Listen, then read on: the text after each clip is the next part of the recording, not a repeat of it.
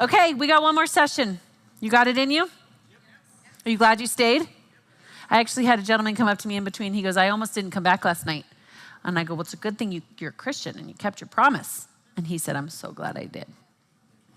Amen. That's so good. Good job. Good job. Okay, we're gonna land on protest. Before we do want to have you take your phone out one more time.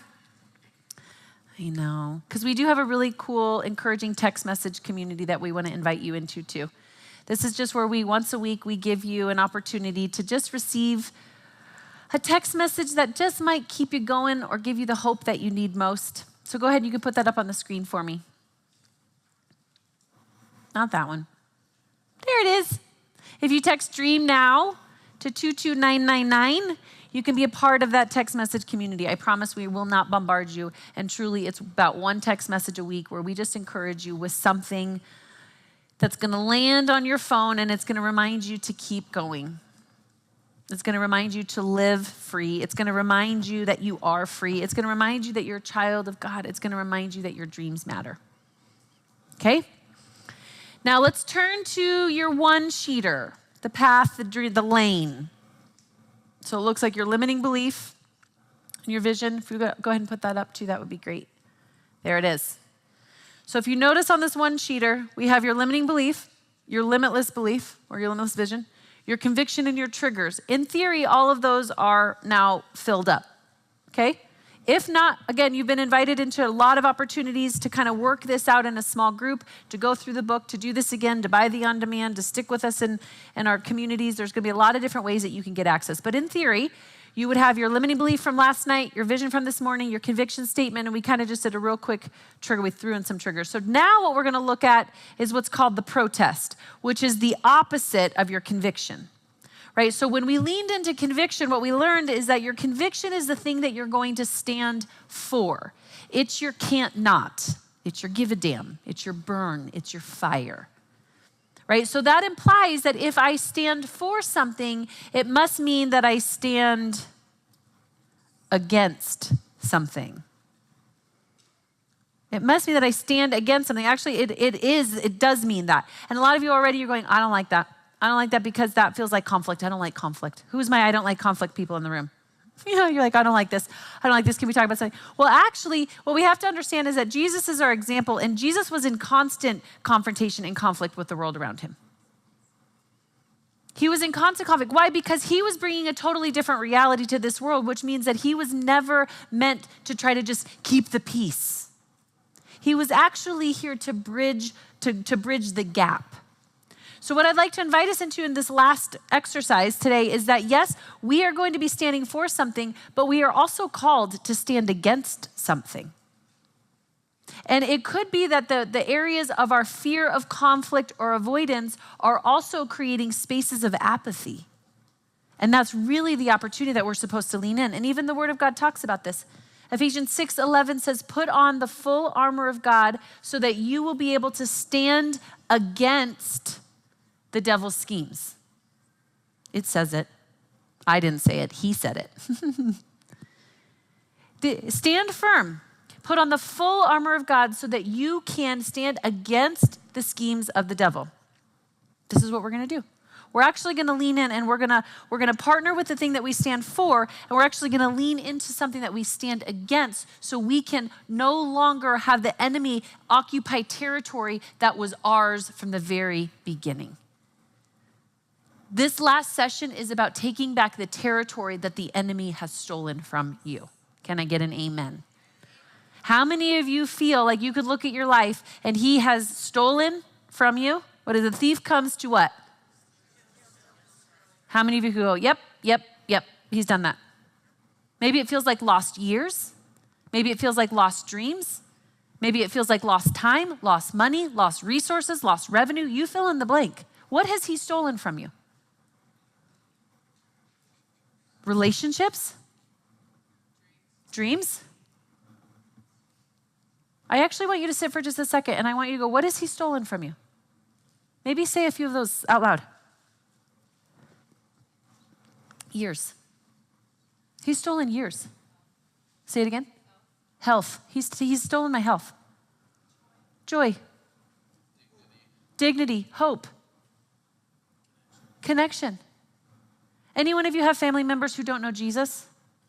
Yeah. Did anyone just feel like a burning in their body? Like, I hate that? Good. Malcolm X once said, if you don't hate it, you'll tolerate it. I think we're tolerating what the enemy has stolen from us, and that doesn't make us wrong. It just makes him sneaky. Here's what a protest is. Yeah, actually, you know what a protest is, right? We saw a lot of these in 2020. Oh, Lord, I know. That's what I thought, too.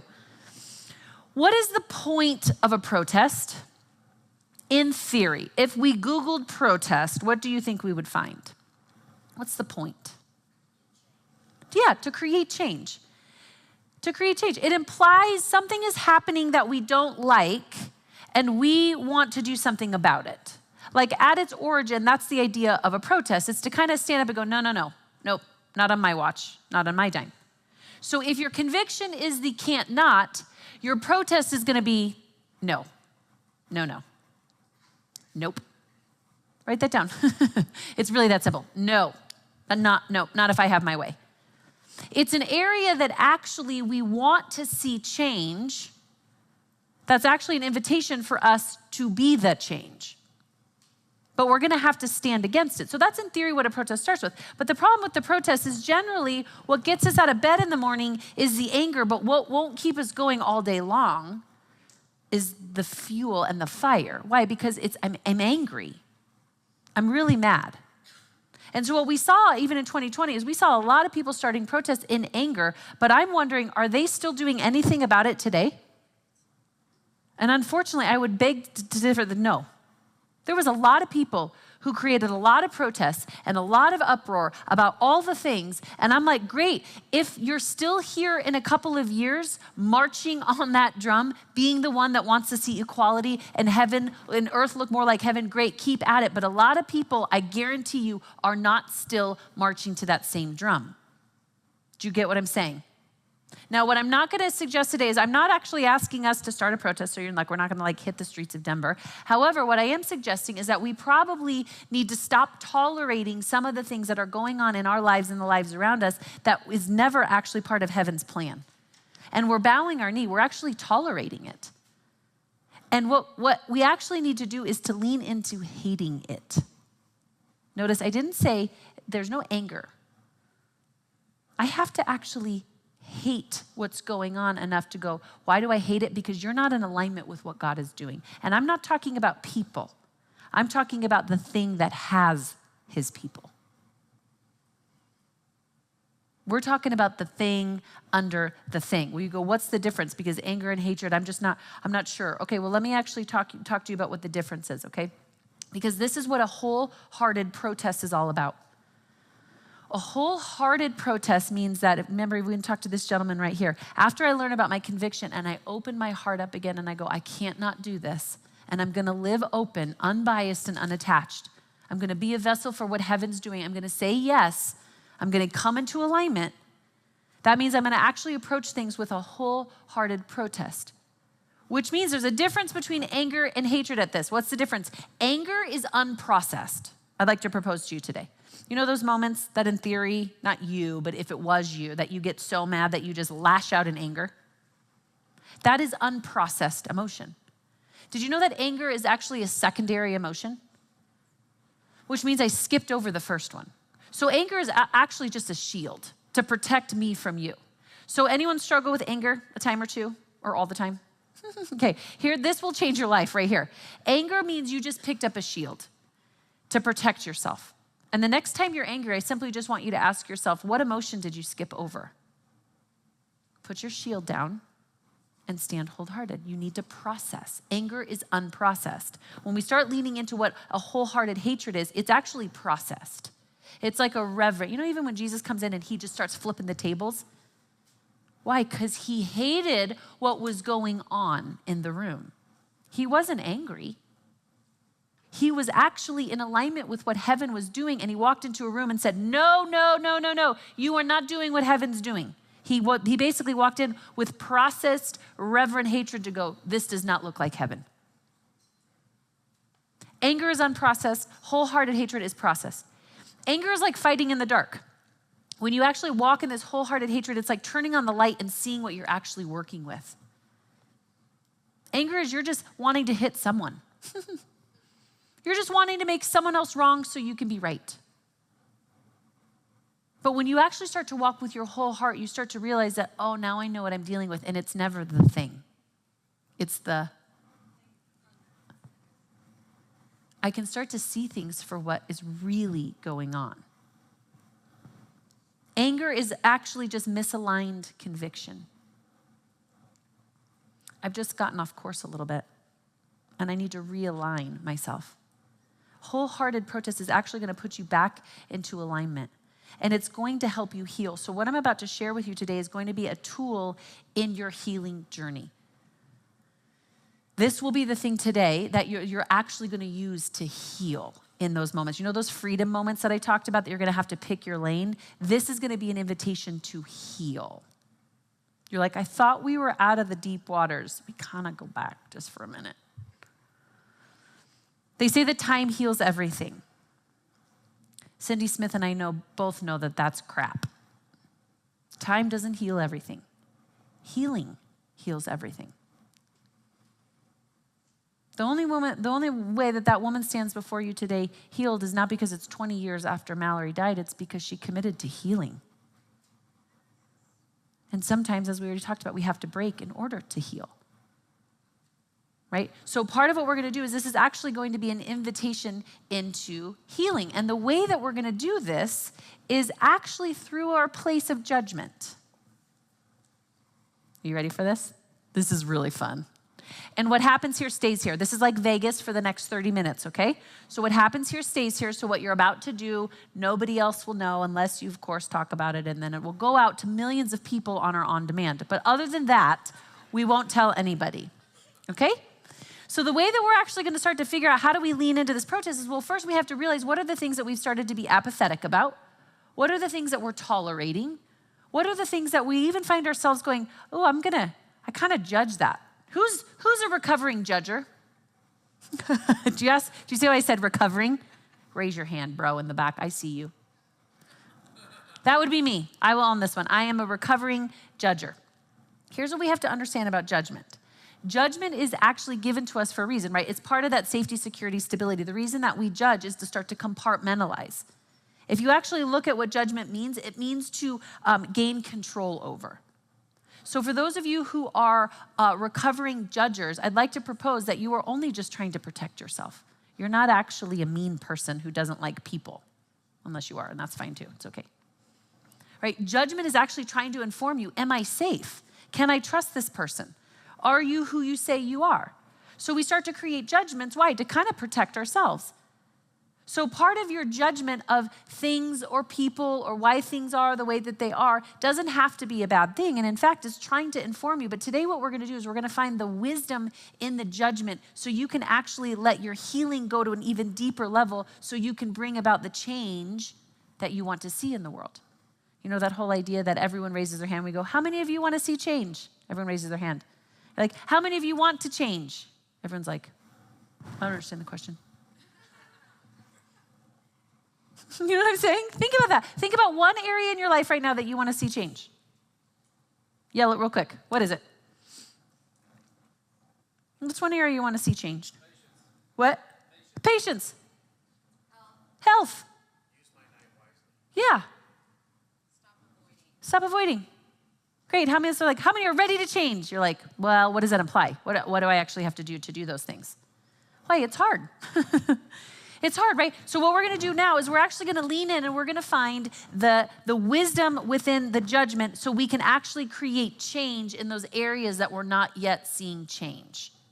We're going to take that fire of conviction and we're going to connect it with this thing called protest. And you're going to start your own protest in the area of your life that you no longer can tolerate the results that you're getting.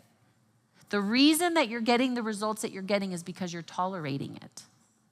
Stop. But we got to hate it just a little bit. We got to hate it a little bit. Why? Because then I'll just tolerate it. If I don't hate it, I will tolerate it. So here's how we're going to do this exercise. I'm actually going to ask you to lean in. Do you remember how with conviction I said, who do you admire most? And we walked you through this whole exercise of who you admire most and why. Now we're going to do the opposite. And my question to you is, who do you judge the most and why? This is really fun. So take off your Christian religious hats. And I don't judge anyone. I love everyone. That's not true.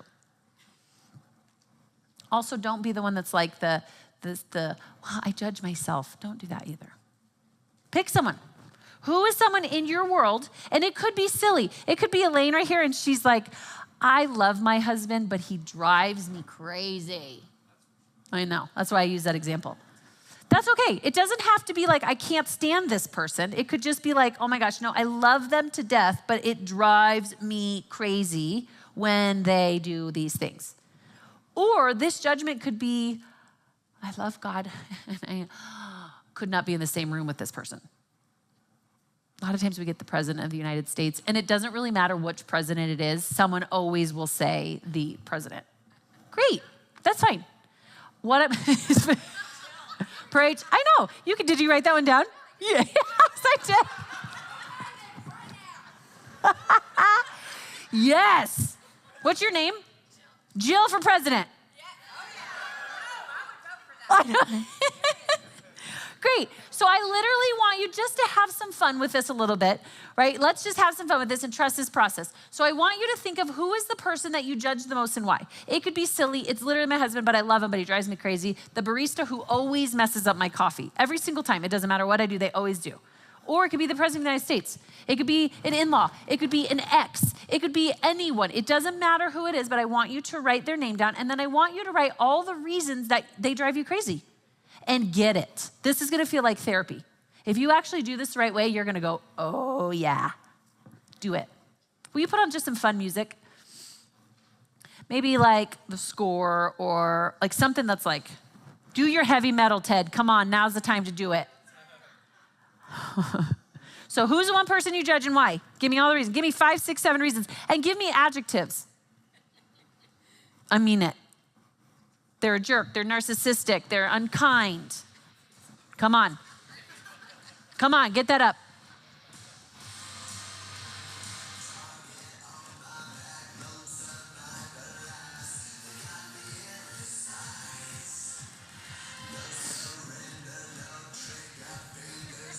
It's fun. It should be fun. Yes.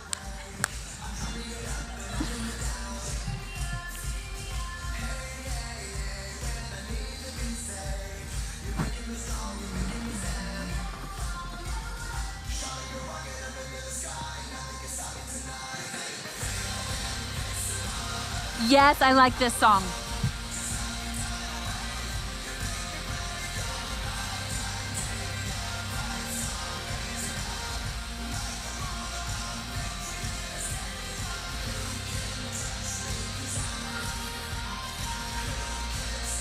I don't know.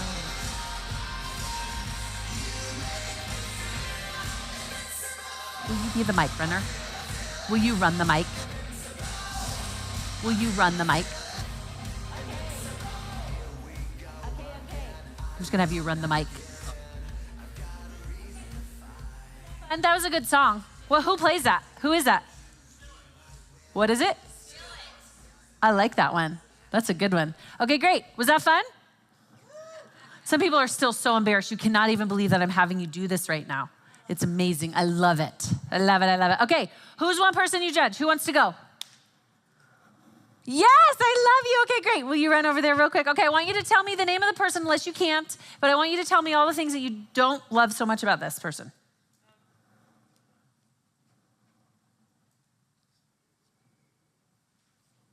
Oh, okay.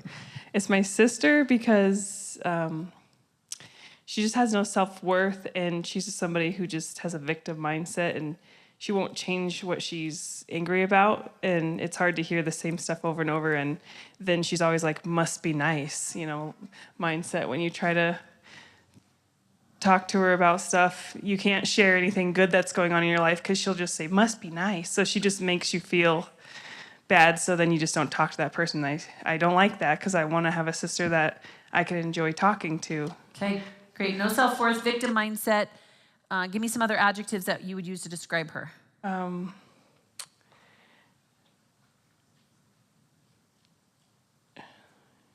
She's lonely. Lonely. I mean, she's just, What else? Is she unkind? Is she... so I'm like, that's your best friend? Like, you're just sitting here. I thought that was your worst enemy you were just talking about. Yeah. Okay, good. So she's mean. She's victim. She's no self-worth. What else? She's not confident. Lacks She's confidence. just sad. Sad. Great. Great example. Thank you. That's not so hard. I feel good to get it out a little bit. Yeah. Okay, great. Who else? Cammie.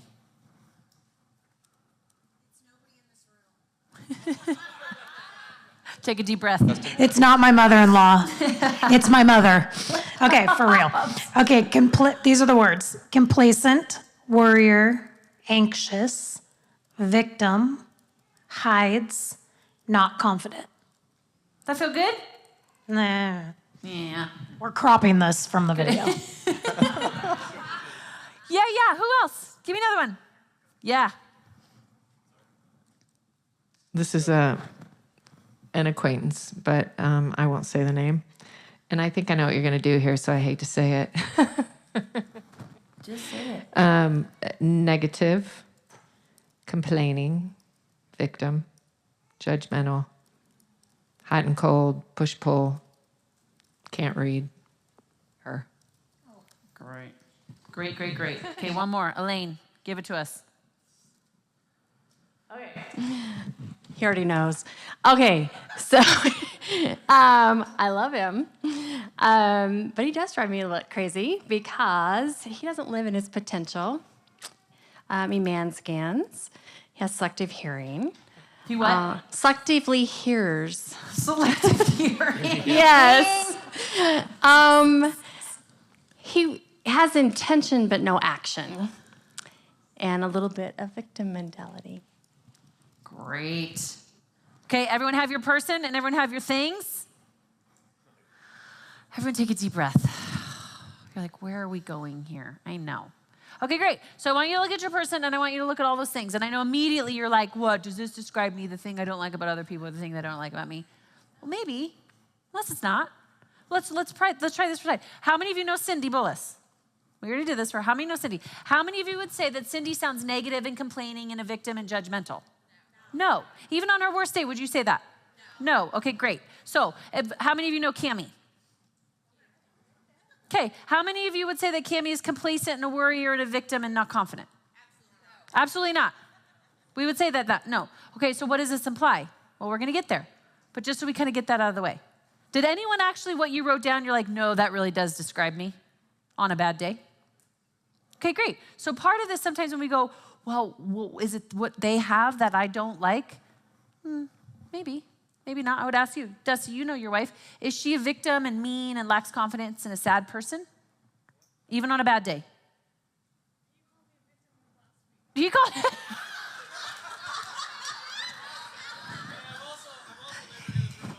Yes, good man. He's like, sometimes, maybe.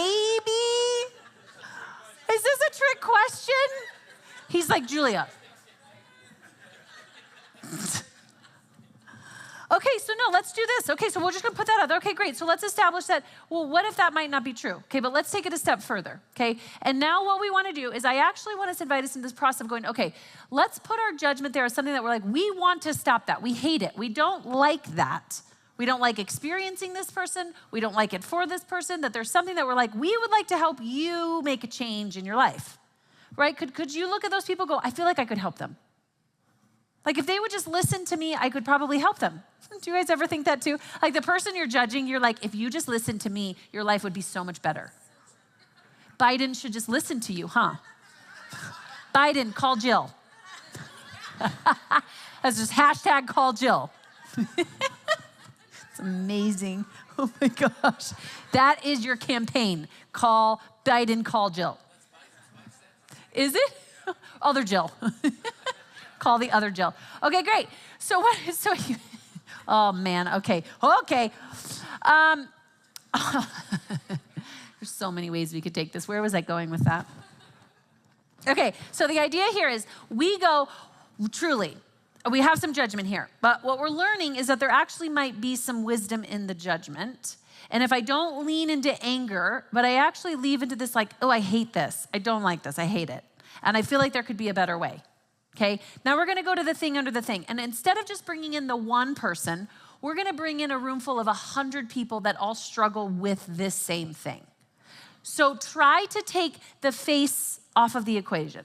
Like, do your best now to unattach from whoever this person is and bring in 100 people who all struggle with this same thing.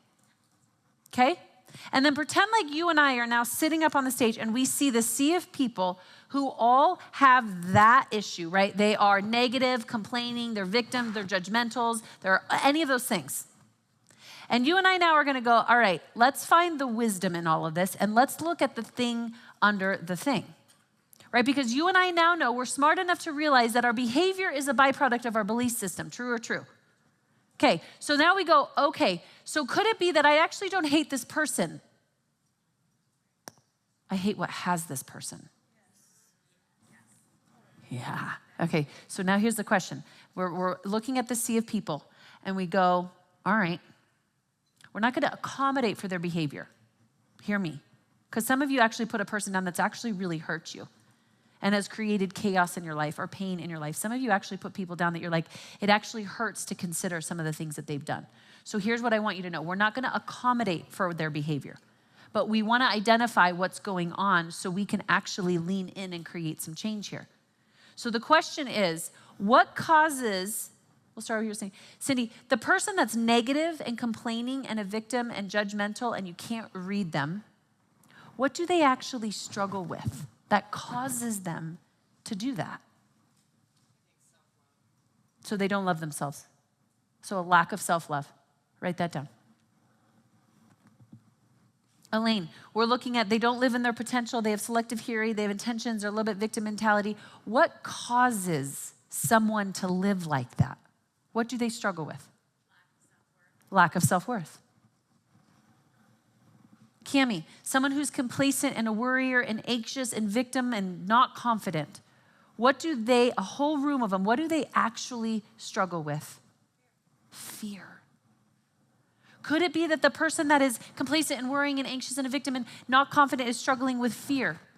And could it be that the reason that you hate that thing is because that thing has you? Only you go a different direction. I'm going to. Could it be, Cammie, that the thing that bothers you the most is someone who's complacent and a worrier and anxious victim? The thing that has them is the thing that has you, which is fear. So they go this way and they do nothing, and you go this way and you do everything. Could it be that the person, Cindy, that struggles with a lack of self-love and who is being the victim and you can't read her and she's super judgmental goes this way and then you go that way? I'm coming for you. Could it be that the thing that has your sister is also the thing that has you? And so what you can't stand about what's going on for your sister is the thing that you can't stand that's going on within you. What is it? No self-worth. What's your conviction? That was the last one. Live what? It's one word.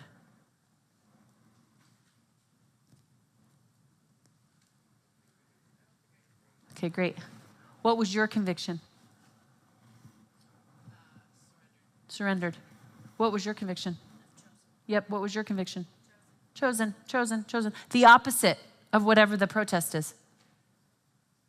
So the irony is also the thing that you hate is not the person, it's what has the person. And it's why you hate it is because it has you. And so when you are actually in a place of fear, you're not living chosen. And the irony is that you actually have the antidote for the problem that you're seeing right in front of you. It's your conviction.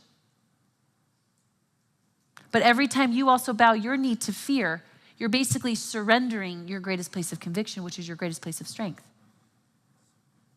It's so good. And actually, so why it triggers you when you see it in someone else is because there's still a trigger point within you. And if you do this and you're not conscious of it, you're actually in the wrong lane. Will you put up that lane again? What happens is you start to see that the protest is their design. It's actually in agreement with your limiting belief. So what's your limiting belief, Kimmy? People don't care what I have to say, and I can't trust you, so I have to take care of my own needs. So then she's also shot into fear. I have to take care of my own needs. I can't trust you. Who I am is not valuable. So now she's shifted into fear mode. So when she walks into a room and she starts to see someone else who is also complacent and worried and anxious and a victim, all of a sudden it triggers her and she's like, ooh. Could it be that it's an opportunity to heal? And the way that you heal is that you actually offer up the conviction that God's already given you, which is, what would it look like just to live chosen? Do you know that the person in front of you that's struggling with the same thing that you're struggling with needs what you have? They need love. They need freedom. They need value. They need honor. They need your conviction. And come to find out, so do you.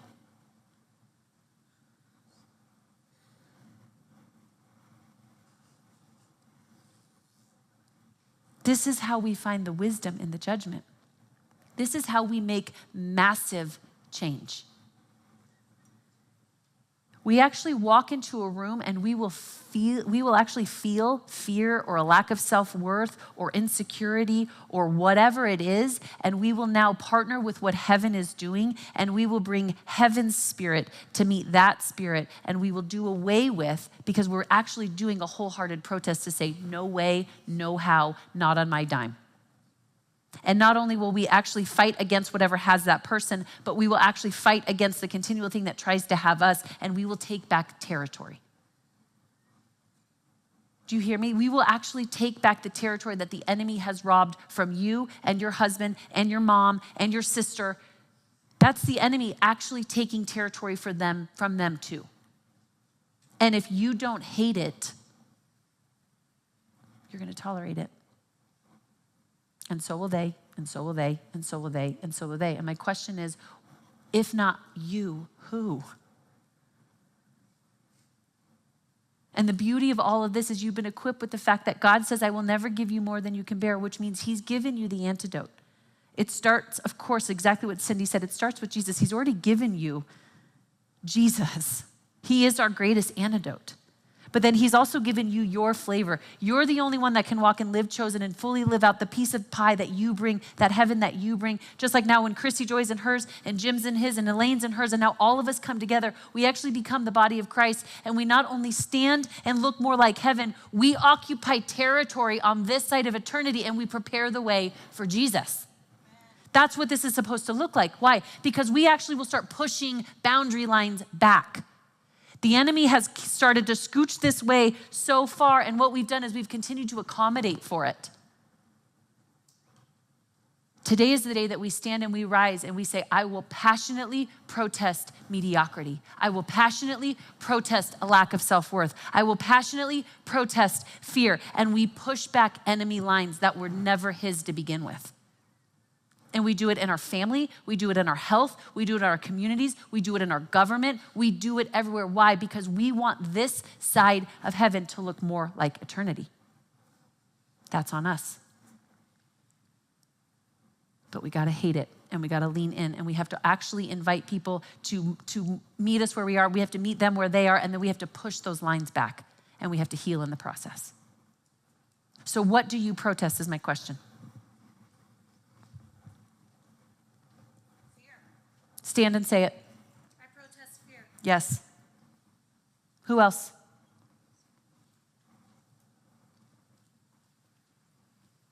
Stand. I want you to stand and I want you to say it. I want you to say, I protest a lack of self-worth. I protest the lack of self-worth. Yep. I protest conformity. Yes. I protest lack of biblical values. Yes. Everyone will stand. Yes. Will you start turning on music subtly, that same song for me? I want you to feel it. I actually want you to start to feel this reverent hatred to go, no, no, no. I've seen a lack of self-worth start to take my family. I've seen distrust start to take my community. I've seen biblical values start to rob my community. No more. I've seen conformity in my family, and I will take a stand. And I want you to rise, and at the top of your lungs, I want you to say, I protest insecurity. Whatever your protest is, I want you to stand and say it like you mean it. Yes. I protest self. Do it. Protest self-loathing and self-hatred. Yes. Protest rejection. Yes. I protest narcissistic behavior. Yes. Yes. Yes. I protest negativity. Yes. Stay standing. Yes. I protest passivity. Yeah. Who else? I protest fear.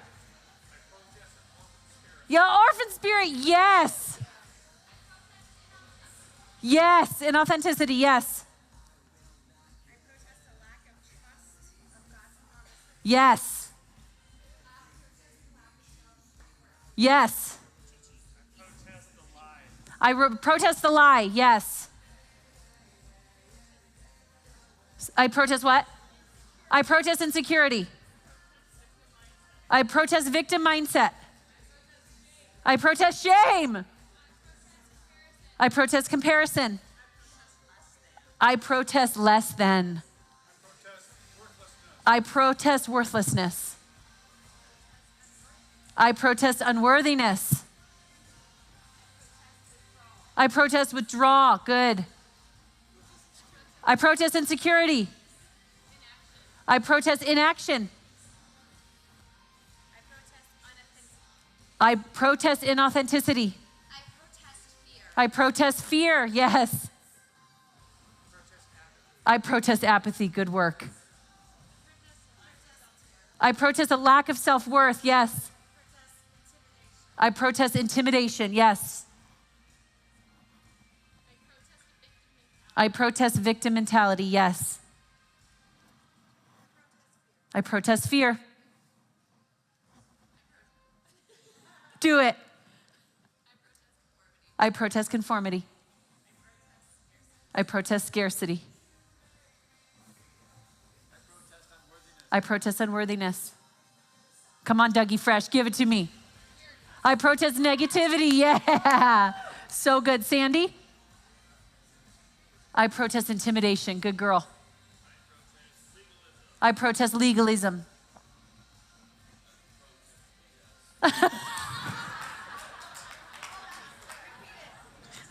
I protest BS. I protest poverty. Yes, someone, yes. I protest unbelief. Come on, we got a few more. I protest sickness.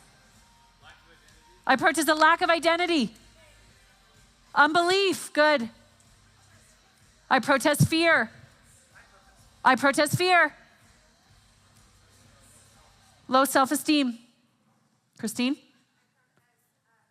I protest abandonment. Here's what I want us to do. I actually want you to turn this up. Here's what we're gonna do. This is gonna get fun, okay? I literally want you to get out of your chairs, and I want you to march around this room like you mean it. I don't care what direction you go. I don't care who you get in the way. I don't care how you get there. But I want you to march like you're marching around thank you. I was gonna say the wall. Thank you, you guys. And I want you to march, and I want you to take territory, and I want you to march, and I don't care if you pray, I don't care if you laugh, I don't care what you do, but I want to turn this music up, and I want us to march, and I want you to take territory. I want you to take your phone, take notes, write down names, write down ideas, write down all of it, but go, go, go, go, go. Start a protest.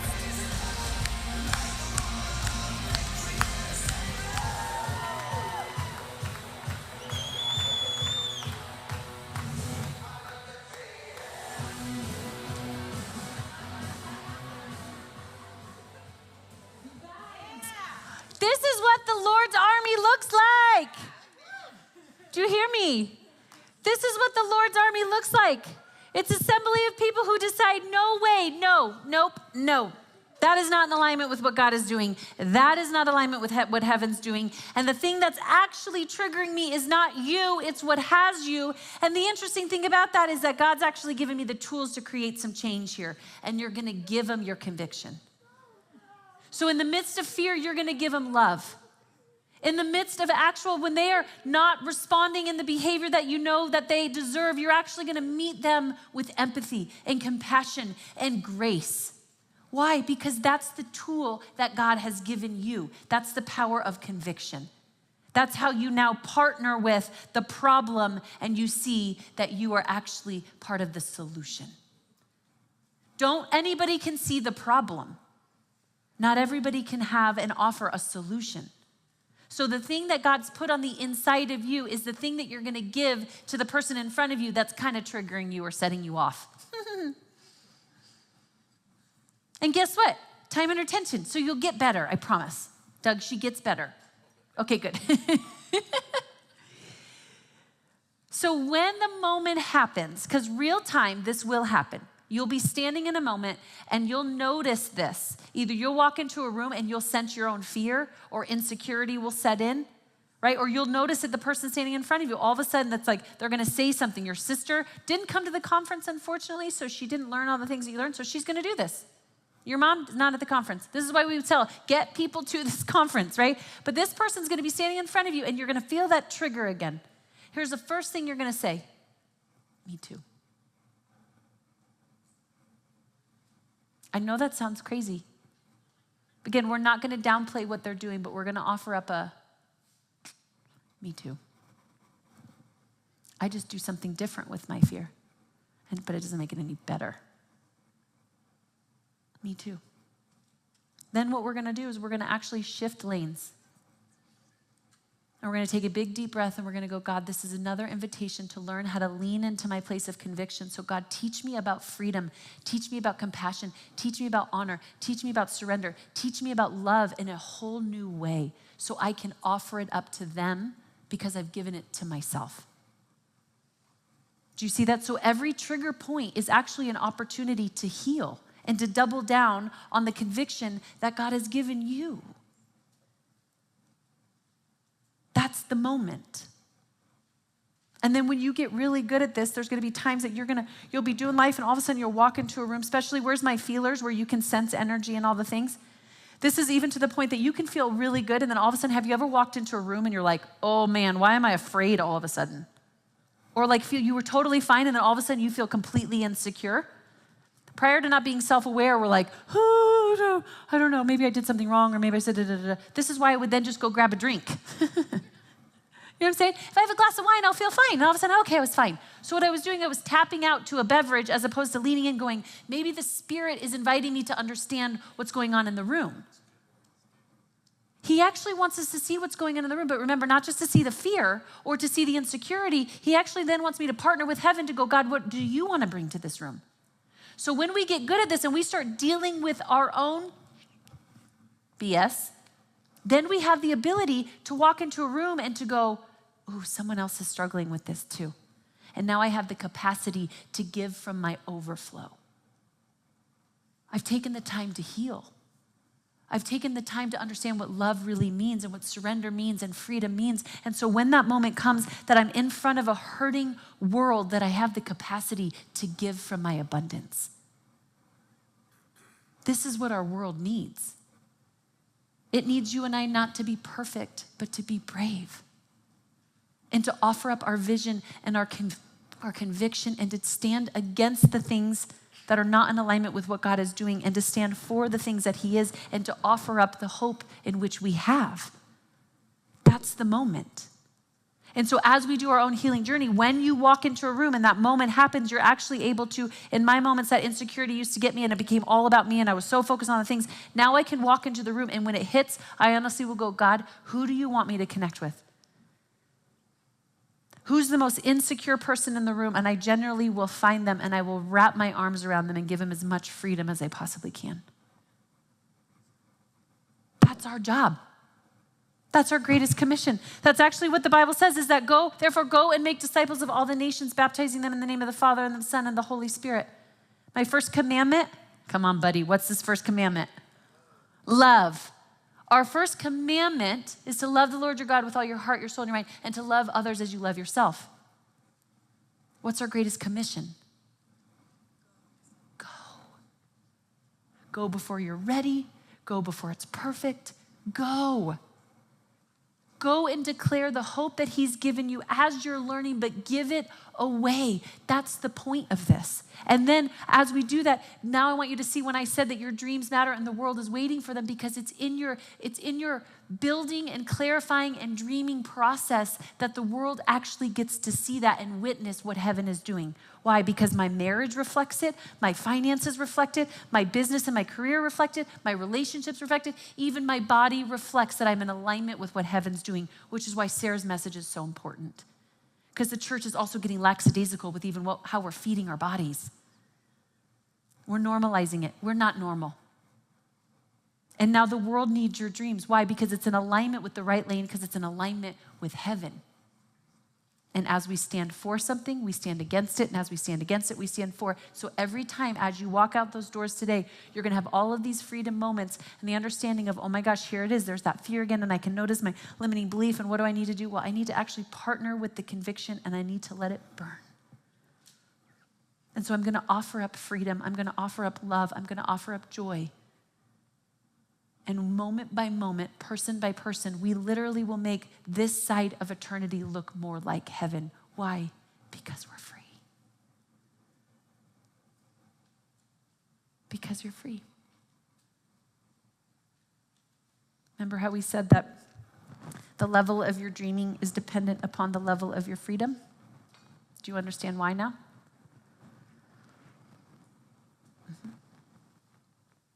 So here's what we're going to do. We're going to take a quick break. And here's what we're going to do in the break. I'm actually going to give you about 10 minutes to actually just sit. We're going to play some music, and you're going to come and sit just like this.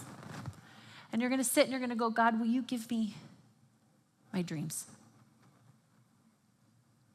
You're like, seriously, we get 10 minutes to talk about dreaming? Yeah. Then you have to come to Conference 2.0. I'm joking. I'm just kidding. I actually want you to sit with God for just 10 minutes, and I want you to get to a quiet place. And I just want you to say, God, I'm ready to hear.